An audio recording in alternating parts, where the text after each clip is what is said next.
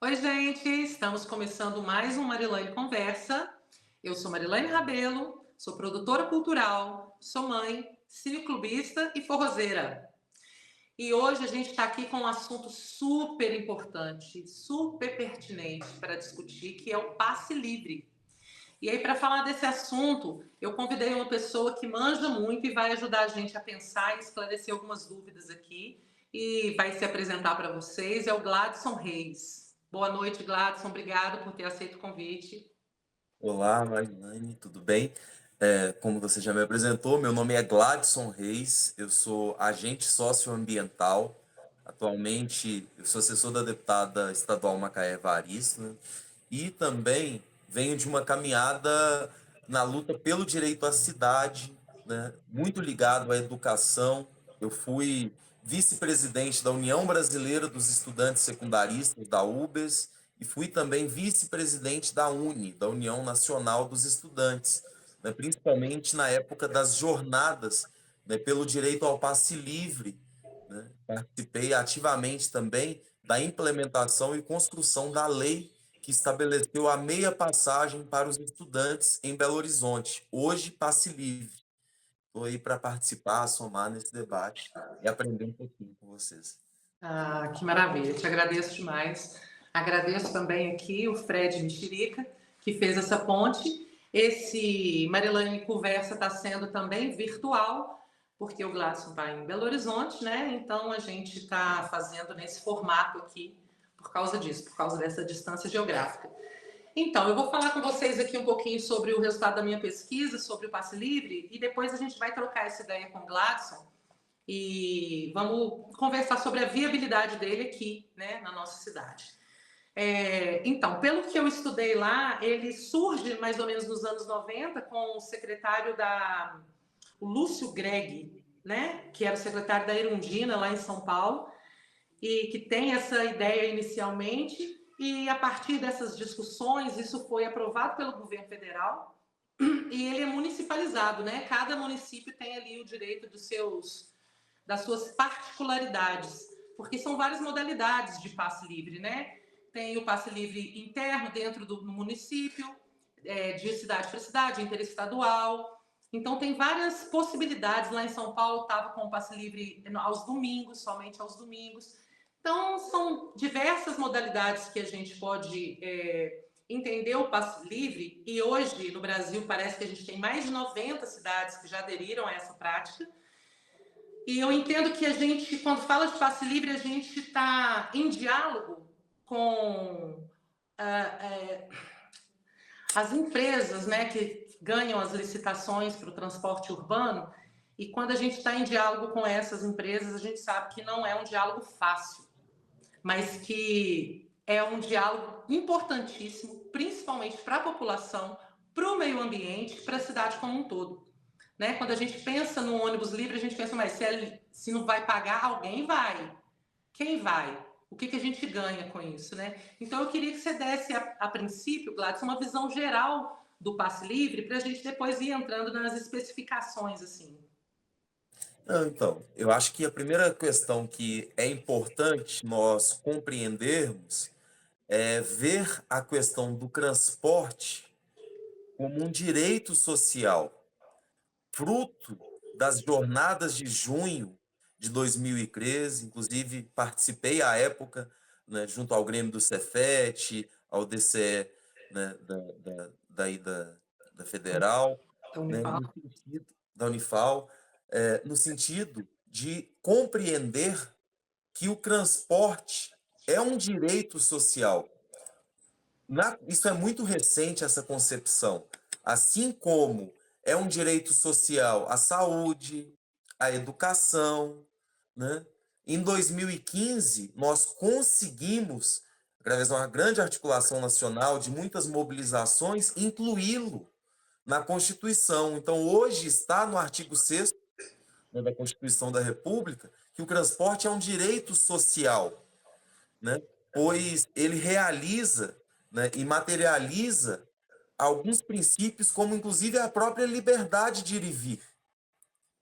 Pois, estando na zona rural ou na cidade, se você não tiver dinheiro ou para pegar uma moto, um carro, ou para pegar um ônibus ou um Uber. Você não tem direito de ir e vir. Você não tem direito de acessar a saúde, você não tem direito de acessar a cidade.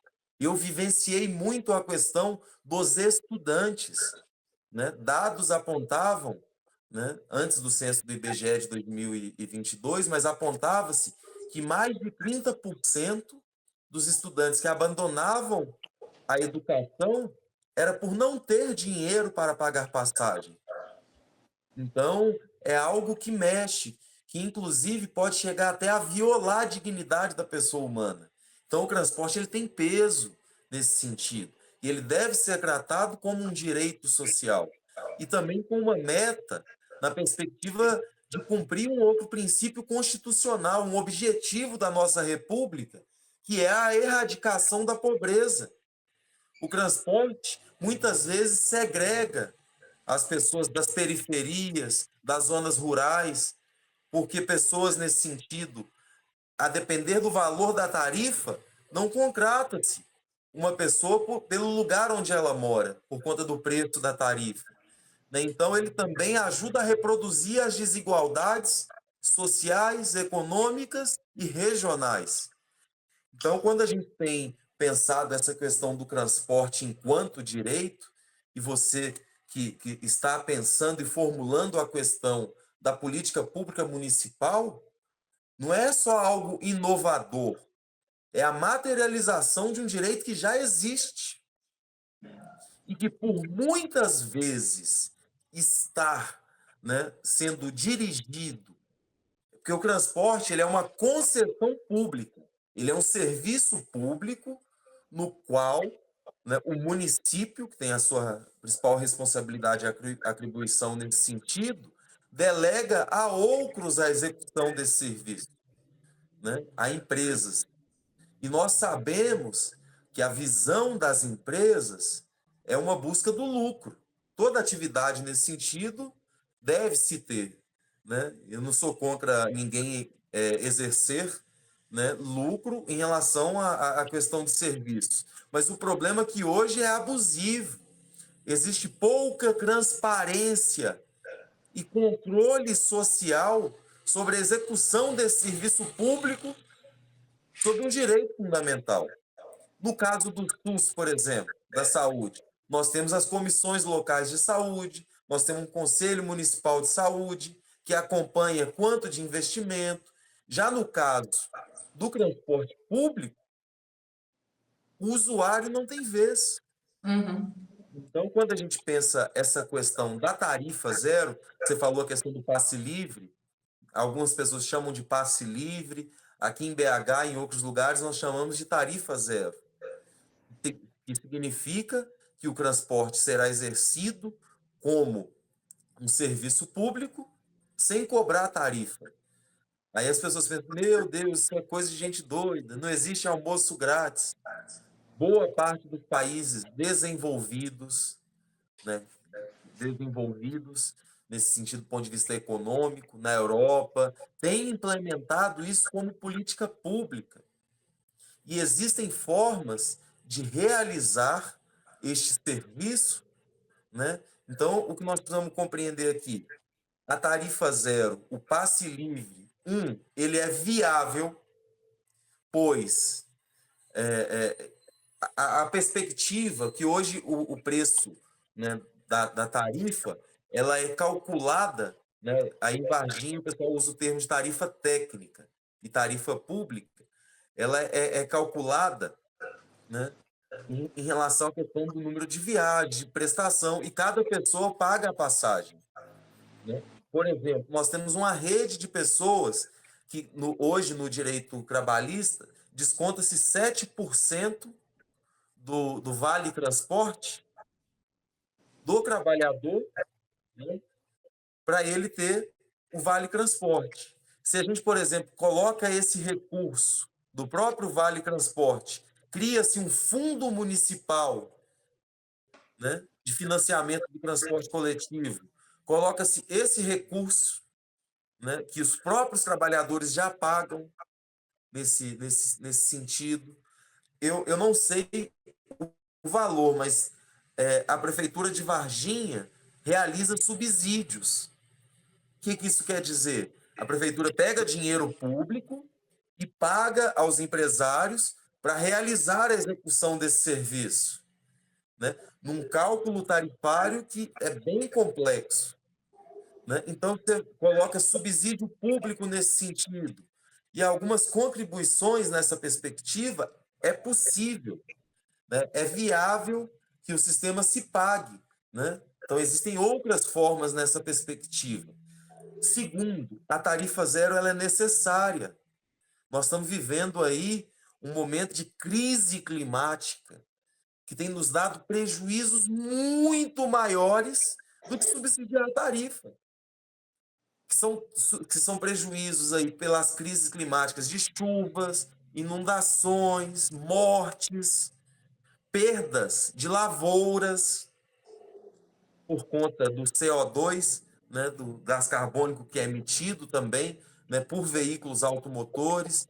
Então, nesse sentido, ela é necessária, porque na medida que você tem um transporte público, coletivo, gratuito, eficiente, reduz o número de carros nas cidades, reduz engarrafamentos, reduz o estresse, é mais tempo, inclusive, para as pessoas se dedicarem a outras atividades, né? A estudos, a própria família, reduz a jornada das mulheres, nós sabemos da jornada invisível, quando a gente fala da questão da economia do cuidado. Então, são questões nesse sentido. E a tarifa zero ela é contra a exclusão, sabe? É contra a exclusão. Aqui no caso de Belo Horizonte, Varginha tem algumas características nós- parecidas no sentido que é uma cidade polo, né, que recebe também pessoas de outras cidades aí do entorno, do sul de Minas, né? Mas pessoas que estão nas zonas rurais e nas periferias vão pouquíssimo ao centro. E nós sabemos que nos centros é que se concentram boa parte dos comércios, os parques públicos, os espetáculos, as atividades culturais. Então, é incluir essas pessoas também, né? É garantir direito à cidade. Então, eu acredito que é acertadíssimo essa defesa, né? Fazer essa defesa da tarifa zero é pensar futuro, o passe livre é mais, sabe? Sim. Então, a cidade que nós vamos pensar para o futuro é nessa perspectiva. A alternativa é coletiva e não individual, cada um no seu carro. Então, quando a gente está dizendo isso, né, o pessoal muitas vezes ainda não compreende, mas ela pode ser realidade. Mais de 90 cidades no Brasil, aqui em Minas Gerais, a cidade de Ibirité é tarifa zero, de Caetés já é tarifa zero, Maricá, né, tem dado exemplo nesse sentido É com um a questão da case de tarifa sucesso. zero. Então, assim, acho muito importante fazerem esse debate. Só para concluir, Uhum. é, tem uma compreensão que o desenvolvimento da gente econômico ele está ligado a ter um carro. A indústria automobilística colocou isso na cabeça da gente, né? Tem uma frase, eu não me recordo o autor, que ele fala o seguinte: país desenvolvido não é onde os pobres andam de carro. País desenvolvido é onde os ricos andam de ônibus. Então, assim, é essa reflexão que eu queria trazer nesse sentido. Qual o desenvolvimento que nós queremos? E aí eu queria pegar um gancho nisso, Gladson, que você falou. A gente teve uma conversa com o João José para falar um pouquinho também sobre o IPTU verde. E uma das coisas que ele fala é a importância dos ônibus não serem mais ônibus movidos a diesel, né? E aí, outra coisa importante que conversa com essas duas propostas do IPTU verde e do passe livre tem a ver também com essa dinâmica toda da sustentabilidade, do que favorece a cidade. Né? Aqui em Varginha a gente tem muita dificuldade, por exemplo, de estacionar no centro. Então, se o transporte público fosse melhor, com certeza muita gente não precisaria ir de carro, até pelo transtorno de estacionar. Na hora do rush, né, todo o trânsito pesado. Aqui a passagem para uma cidade pequena é R$ 5, é muito dinheiro. Então, para você pensar em ir e vir, você já tem que ter no mínimo 10 conto no bolso. Então, a gente sabe que essa realidade não é uma realidade, não é supérfluo, não é para muita gente. E quando você falou da saúde social de maneira geral, íntegra, né, vendo o ser humano de maneira integral, eu acho que a gente tende a priorizar sempre no debate o dinheiro, né? E esquece desses outros detalhes. Mas se alguém não pagar, alguém vai pagar, e aí é prejuízo para a cidade, enfim. Mesmo mostrando que matematicamente as cidades que já têm levado isso para a prática e dado certo, a gente vê que não tem essa diferença, mas tem uma série de outros ganhos. Uma série. Então, aqui eu penso, por exemplo, aqui a gente tem bairros muito distantes um do outro que não se comunicam através de um coletivo. Então, se você quiser, você está no Padre Vitor, for para o Damasco, você tem que pegar um ônibus e ir numa região mais central, onde o outro também passa, para você voltar para esse bairro que está relativamente na mesma região, mas é longe para ir a pé. Mas um transporte coletivo você tem que dar essa volta toda. Se você está pagando, então imagina, você visitar alguém, já ficou R$ 20 só para você ir e voltar. E essa dinâmica disso, que você falou, né, do cuidar, a mulher que mora num bairro e a mãe mora no outro, ou o filho mora no outro, e aí para visitar toda essa questão. A outra coisa que você falou também, que aqui é muito fundamental, é o acesso à cultura. A maioria das ações, para não falar todas, né, mas é muito, a maioria das ações acontece na região central.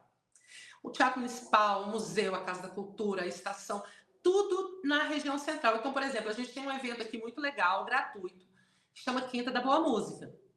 Acontece toda quinta. E aí, toda quinta não, que agora está sendo de 15 em 15, né? Mas, enfim, é um evento com bandas boas, um evento legal e gratuito.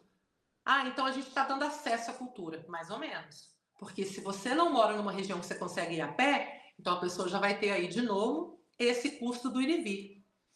E uma outra queixa grande daqui é o que você falou. Quando a empresa, né, através da concessão, ela vai levar para a prática o principal, o lucro dela, a gente já vai pensar o seguinte, que para uma empresa, quanto mais lotado um ônibus tiver, melhor.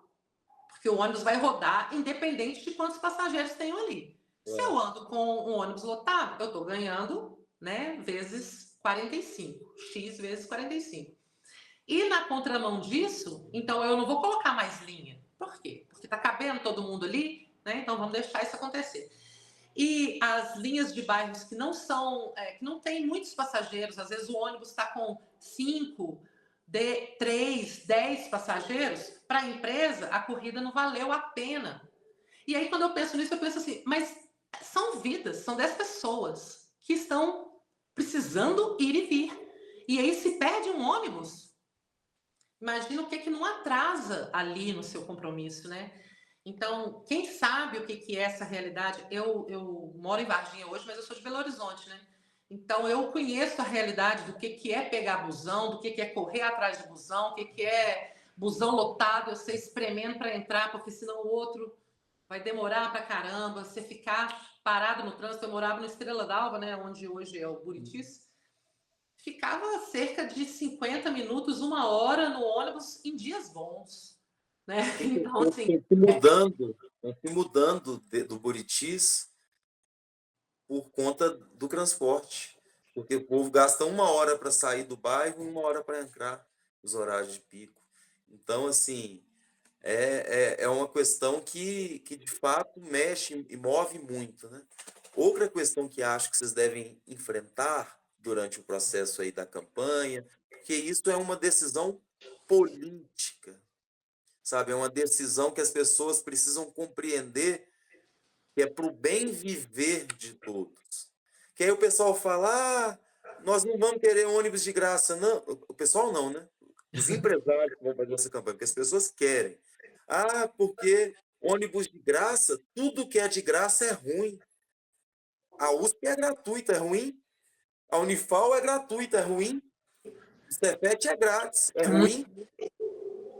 Então, assim, temos que tirar um pouco dessa visão também nesse sentido, o povo vai falar, o povo vai ficar usando isso para viagem inútil. O que é uma viagem útil? Quem define o que é útil? Se não é uma escolha individual. Sabe, às vezes ir ao cinema é útil. Às vezes não sempre é, vá ao cinema, vá ao teatro, sabe? Acesso à escola é útil, visitar parentes é útil. Vocês já viram como é penoso pessoas que fazem tratamento de saúde, tem que fazer hemodiálise, sabe, consulta no médico 3, 4 vezes na semana, e às vezes não tem nem ainda a idade que tem o direito à gratuidade. Como é caro isso? Então, assim, é útil. E a outra questão que eu queria ponderar também nesse sentido, que eu acho que é fundamental, é, é uma escolha que a cidade precisa fazer. Ah, quem não usa vai pagar. Isso mesmo, é uma decisão coletiva, que vai melhorar a vida de todo mundo. Né? Então, assim, são algumas concepções que eu acho que era importante nesse sentido, compreender que a tarifa é uma ficção arbitrária. E uma outra coisa também é o seguinte, gente, o transporte coletivo, eu sou muito ligado à área da questão do trabalho, né?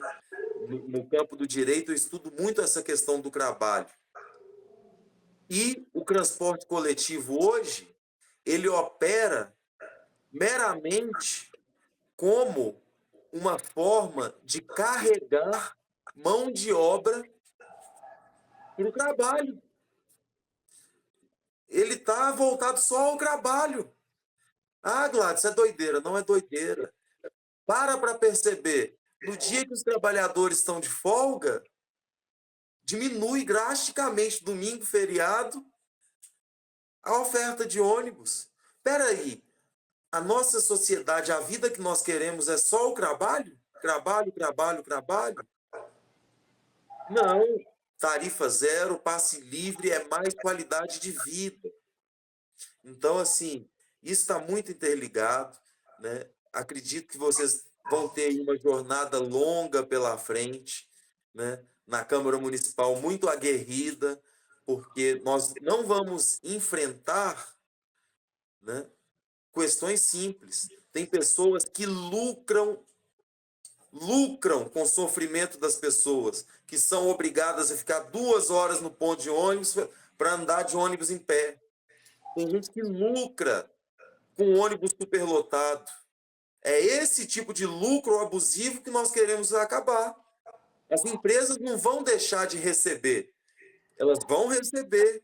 Ah, mas dessa forma elas não vão estar estimuladas. Elas vão ter que cumprir o contrato. Vão ter que ter meios de fiscalização nesse sentido. Hoje a tarifa aí é R$ 5, mas a prefeitura já paga. Porque o cálculo da tarifa em Varginha ele é calculado pela tarifa fictícia, que é o que eles dizem que é o preço, né?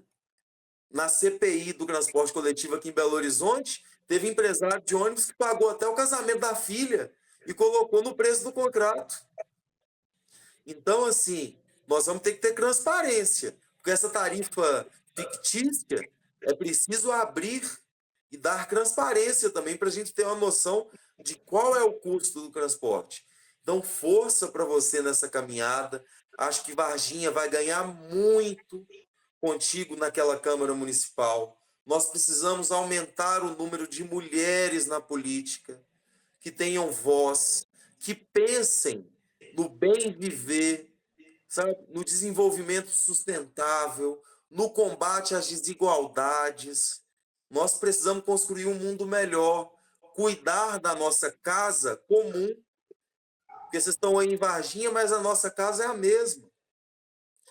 Então, assim, sempre que precisarem, podem contar conosco nesse sentido, né, de contribuições, de pensamento. Né? Acho que a gente precisa pensar, ser ousado e compreender que isso não é só um sonho, é a efetivação de um direito social. Vamos construir cidades do futuro inclusivas, ambientalmente saudáveis, com diminuição das desigualdades sociais, em que todos e todas tenham vida. Quem está na zona rural tem que ter direito à vida. Quem está na zona urbana tem que ter direito à vida. Né? E eu estava falando dessa questão da zona rural acessar, né, a cidade, mas também as pessoas da cidade acessarem, né, de terem acesso ao meio ambiente equilibrado, sabe, a visitarem seus parentes e a cidade circular, né? Tarifa zero é mais, o passe livre é mais. Então, assim, e sem falar que ônibus sem catraca é mais rápido, né? Ô, Gladson, eu queria, dentro disso aí que você trouxe, se você conseguir trazer um exemplo efetivo mesmo, né, de alguma cidade, como que foi o início da implementação, como que foi o caminho, porque eu imagino o seguinte, quando você escreve um projeto, você estudou o cenário e você imagina uma solução para esse cenário, mas quando isso vai para a prática, possivelmente você precisa de ajustes. Né? Você vai ver, olha, esse aqui eu achei que ia funcionar, não funcionou, olha, esse aqui está faltando, precisava colocar, não pensei nisso. Enfim, os ajustes até o momento que você fala assim, tá ok, tá fluindo, era isso. Você tem exemplo assim de uma cidade que passou por esse itinerário? Sim, e a cidade de Ibirité, é pertinho daqui de Belo Horizonte. Minha mãe, inclusive, mora lá também, né? E a tarifa zero atualmente está em vigor, que é, né, que é a gratuidade no transporte coletivo municipal, e proporciona, além de economia no bolso da população, é algo que aumentaram as vendas no comércio de Ibirité, circulou mais dinheiro na economia da cidade. Porque a pessoa, por exemplo, se ela vai no centro aí, se ela vai gastar R$ 10 com ônibus, ela vai gastar em outras coisas, em outros serviços. Né? Então, Ibirité é a maior cidade da região metropolitana a oferecer gratuidade no transporte público municipal. Lá, pelo menos, transporta, só vocês terem noção, 170 mil pessoas, passageiros, por mês. É uma média aí de 5.600 pessoas por dia beneficiadas pela gratuidade no transporte, né? Então, assim, é algo que está revolucionando a economia da cidade, E né? tem Tá aqui quanto tempo que começou lá? a tarifa zero, se não me equivoco, é desde 2022, 29 de janeiro de 2022. Já está indo já para Terceiro ano. terceiro ano, entendeu? São várias linhas nesse sentido. E aí é o seguinte, o que existe lá em Ibirité são subsídios para arcar com o funcionamento. Ou seja, subsídio, a prefeitura destina um recurso, né, nesse sentido.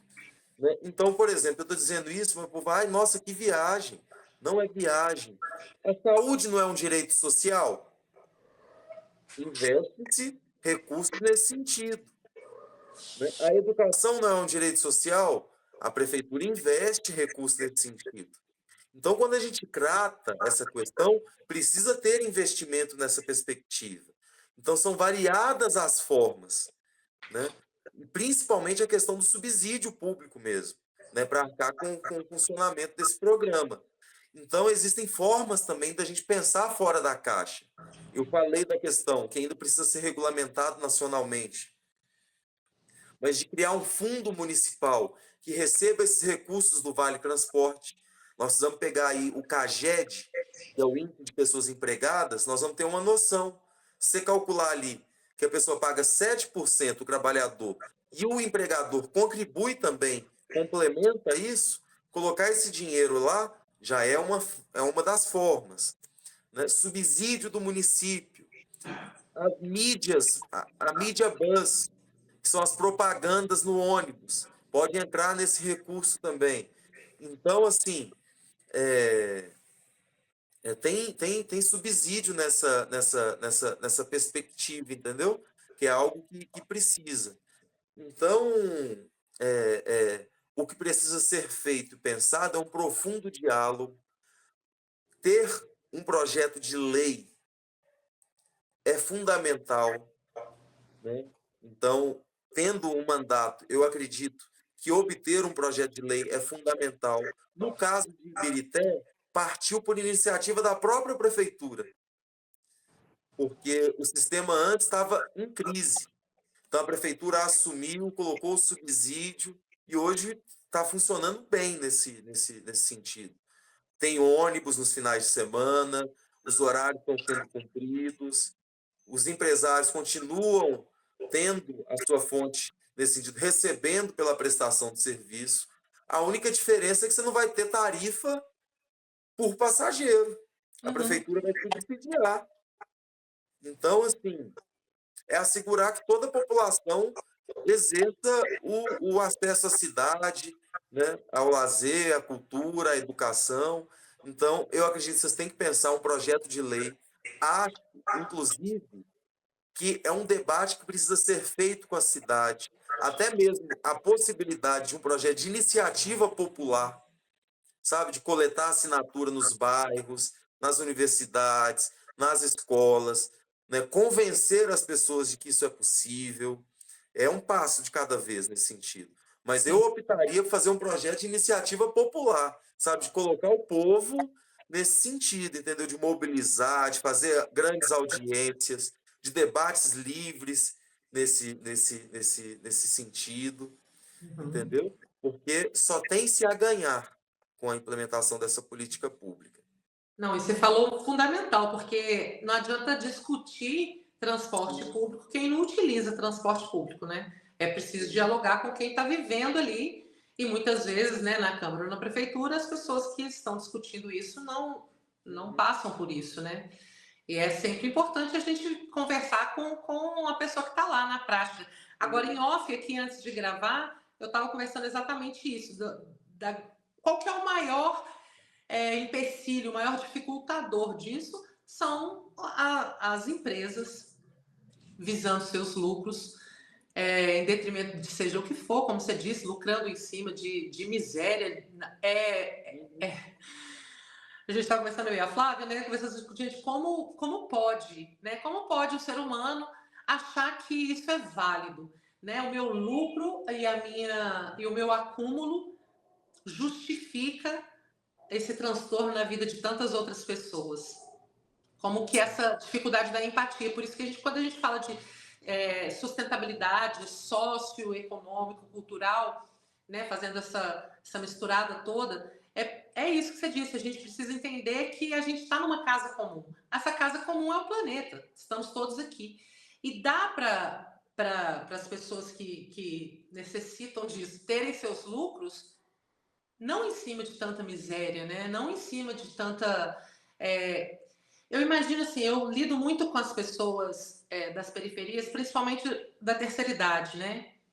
E aí você vê o quanto que esse tipo de projeto, quando eles atingem a idade que eles conseguem andar de ônibus de maneira gratuita, quanto que eles investem na saúde deles, na saúde mental, né? Podendo ir lá no projeto do aula de forró. Então aí vai lá no projeto, faz uma aula de forró, socializa, exercita o corpo.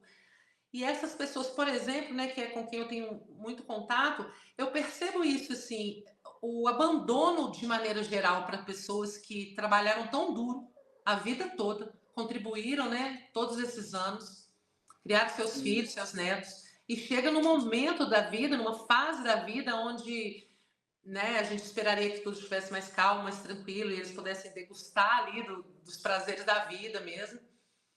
Eles encontram outros empecilhos, abandonos, essa dificuldade própria do ir e vir, porque eles até têm essa mobilidade, mas não necessariamente, às vezes, eles têm a energia. Mas se o filho pudesse vir visitar mais, aí o filho não vem visitar mais porque, tanto nessas viagens intermunicipais também, né, interestaduais, às vezes, como você disse, sua mãe mora em Ibirité, você está em BH, e aqui no interior, você imagina, isso é maior ainda, né? Você mora em Varginha, em Eloy Mendes, Três Corações, Três Pontas. Essa mobilidade também ela é importante para tudo isso, assim, de maneira geral. Então, eu acho que é preciso que a gente faça isso que você falou também, é fundamental, que isso nasça dessa mobilização social, nasça das pessoas mesmo entendendo e falando, entendi, quero, vamos lutar por isso, e aí essa construção vira um projeto de lei, e aí a gente dá os possíveis andamentos a partir disso, e sempre com essa intenção de entender que esse espaço é nosso e que quanto mais estiver bom para a maioria das pessoas, melhor para todo mundo. Né? Trabalhar mais esse sentido de empatia, de solidariedade, compaixão mesmo. São conceitos muito básicos, são coisas muito simples, atitudes muito simples, né? Que podem possibilitar isso na vida das pessoas. Então, a gente precisa mudar essa mentalidade de priorizar sempre. É como se a gente tivesse até dó do grande empresário, mas aí se ele não paga passagem, tadinho, como é que ele vai fazer, né? Para usar dinheiro. É uma Agora, mudança de perspectiva. corrigindo aqui sobre a questão da tarifa em Birité, eu atualizei, só para você ter noção, 170 mil quando começou o programa. Eles começaram transportando 170 mil pessoas por mês. Hoje, transportam cerca de 450 mil passageiros por mês. Praticamente quase triplicou, né, o número de pessoas utilizando transporte, o número de passageiros. Então, tipo assim, triplicou. E o investimento não é tão alto. Isso custa para a Prefeitura de Birité cerca de 770 mil reais por mês. 770 mil por mês. Aí vocês têm que calcular aí quanto que está o subsídio da prefeitura. Porque eu sei que a prefeitura subsidia pelo menos cerca de R$ 1. A última vez que eu tinha acompanhado, o subsídio era de R$ 1 por passageiro. Tem que fazer essa conta aí, calcular, entendeu? E avaliar, porque os custos operacionais, tanto em Varginha quanto aqui, são os mesmos nesse sentido, né? E essa questão do subsídio é algo fundamental. Sim. Ô, Gladson, a Flávia já me deu um toque aqui que estamos caminhando para o fim da nossa conversa. E aí, para finalizar, eu queria que você dissesse algo que talvez eu não tenha perguntado, que você acha que ficou de fora, que é importante ser dito. Fica à vontade aí para fazer suas considerações finais. Não, então, eu acho que foi bom o diálogo com você, importante, fiquei muito feliz em lhe conhecer. Acredito que a cidade de Varginha, né, vai ganhar muito, né, tendo você na Câmara Municipal, né. Sei que essa jornada não é fácil, principalmente para quem é mulher, é mãe, nesse sentido, mas é algo que também traz uma força, né?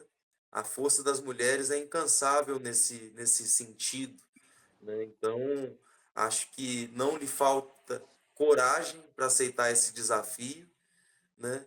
E que não lhe falte força para que consiga chegar lá e chegando, que a gente consiga levar esses anseios, né? Vamos romper essa velha política, sabe? O papel do vereador, da vereadora, é fiscalizar, mas também propor, né, para a cidade questões que vão emancipar as pessoas, que vão libertar as pessoas, né? Quando nós falamos da tarifa zero, não é assistencialismo, é emancipação, é coletivismo. E acho que as cidades do bem viver precisam de pessoas como você, né? Então, estou feliz em ter participado desse diálogo, dessa troca, né, de conversa nesse sentido, e dizer às pessoas o seguinte: não nos contentemos com o não, não se contém apenas com o que a gente tem.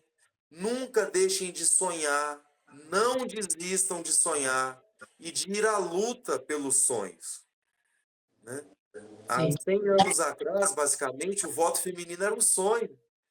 Grandes mulheres foram à luta e hoje é uma realidade. O direito à saúde, né? Nos anos 80, só quem tinha carteira INSS. do INSS, acho que não era nem INSS, E era do Ministério do Trabalho, né? Na época ainda. tinha isso, sim. Tinha direito à Previdência Social, que só quem tinha carteira da Previdência tinha acesso à saúde. Hoje o SUS é um orgulho do Brasil, né? O direito universal. E é isso que nós queremos universalizar o direito à mobilidade, né? Então, é uma luta para que todos tenham vida e que todos tenham vida plenamente. boa sorte na jornada, fico daqui torcendo. Se eu puder contribuir, ajudar, vai ser um prazer, né? E um orgulho de me ter na consciência que Varginha está construindo, né, uma cidade do futuro, mandatos do futuro. Então, vai dar tudo certo. Ô, Gladys, eu agradeço muito todos os seus votos, seu reconhecimento e a sua participação, a sua disponibilidade de estar aqui. Com certeza, isso aqui é a nossa primeira conversa. Vamos desenvolver isso juntos, né? Você que é uma pessoa que já tem tanta caminhada, tanta experiência nessa jornada, vou contar com você aí muitas vezes aí durante esse processo. Mas teve uma coisa que você falou que eu acho que eu vou aproveitar esse momento aqui para gerar um corte para os meus queridos, maravilhosos apoiadores que me ajudam aí com os cortes, porque é um assunto que eu acho muito importante falar e eu não tive ainda a oportunidade nos podcasts de falar sobre isso, que é a diferença de você ser candidato, pré-candidato, candidata mulher e você ser pré-candidato homem. Né, o que eu pude perceber? Eu fui candidata em 2020. 2020, a gente estava num contexto de pandemia, a minha filha tinha 9 anos e o meu ex-marido estava morando na mesma casa. Por causa da dinâmica da pandemia, isso acabou possibilitando isso. Na época da eleição mesmo, né, uns 45 dias ali, eu pude delegar os cuidados dela a ele, da casa, da alimentação e tal, e me dedicar mais a isso. Mas eram momentos onde a maioria das coisas eu fazia dentro de casa mesmo. Né? A gente não estava saindo para a rua, pouquíssimas ações eram de fato fora de casa. Hoje, nesse cenário, e hoje o cenário, o pai da minha filha mora em outra cidade, mas hoje também é um cenário onde ela tem 13, né, não mais 9, mas é 13 anos ainda, precisa de muita coisa.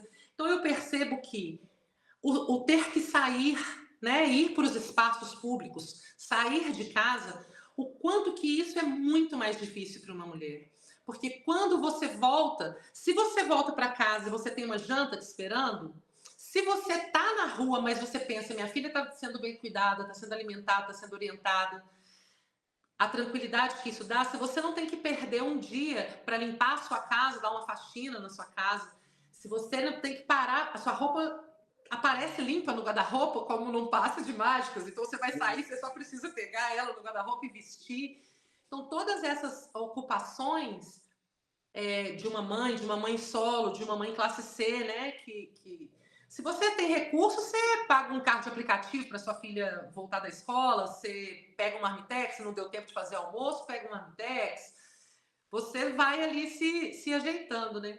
Então eu encontro muito essa dificuldade porque eu tenho uma demanda intensa dentro de casa e com a vida pública e com a campanha e com todo esse percurso, principalmente nesse intensivão que são esses 45 dias aí, né, pré-eleição, como é difícil, porque ou você vai e sente aquela culpa inerente ali da mulher, da mãe que sempre está se sentindo culpada por alguma falta, ou você não vai e aí você deixa de fazer seu trabalho e aí você nem fica bem, nem vai bem. Então, assim, equilibrar tudo isso é muito mais difícil. Isso é muito claro para ilustrar do porquê esse espaço é mais ocupado por homens, aí a gente vai ver todo o percurso histórico, mas até hoje é muito mais facilitado aos homens esse trajeto de campanha, porque é um momento muito específico, né? A campanha ela é um momento muito específico. E como isso é muito mais facilitado se você é um homem, independente se você é pai ou não, mas se você é um homem, certamente vai ter uma mulher para fazer as tarefas e te poupar de todo esse tempo, mas te garantir, né, todo esse recurso aí. Então, mas é isso, a luta, mas como você disse também, quando a vida exige mais da gente, a gente também descobre que a gente tem mais para dar. Sim. Aí a gente vai aí equilibrando todas as dificuldades e seguindo o caminho. Eu acho que você Pode podia falar. depois seguir a Adriana Souza. Ela é daqui de Contagem, e ela tem feito uma discussão sobre a questão de maternar a política. Inclusive, perpassa, até durante os espaços da sua campanha, pensar algumas coisas nessa perspectiva, sabe? Também de incluir as crianças, sabe? De ter espaços kids, ou ciranda, igual a gente chama no MST, né? Sim. Algumas coisas nesse sentido ajudaria muito nessa perspectiva. E é um desafio mesmo. A Benedita da Silva fala que o grande desafio, quando ela chegou no Congresso Nacional, é que não existia banheiro feminino no Congresso Nacional. Então, Sim, para quem foi pensada a política, né? Então, exatamente. é totalmente insurgente ter outros corpos nesse sentido. Então, assim, mas segue esse negócio do maternar, ela Consegui tem boas questões nesse sentido, e eu acho que pode ajudar também nesse sentido. inspirar também, né? Fazer essas trocas. Porque a mãe é uma virtude, né? Sim, já anotei aqui, tá aqui, vou seguir. Então, finalizando, quero agradecer novamente, Gladson Reis, tudo que você trouxe, todas as informações, toda essa riqueza. Valeu demais a prosa. E logo mais tem mais Marilane Conversa. Segue aí, que daqui para frente, só convidado, você é maravilhoso, não perde. Voltamos no mês que vem.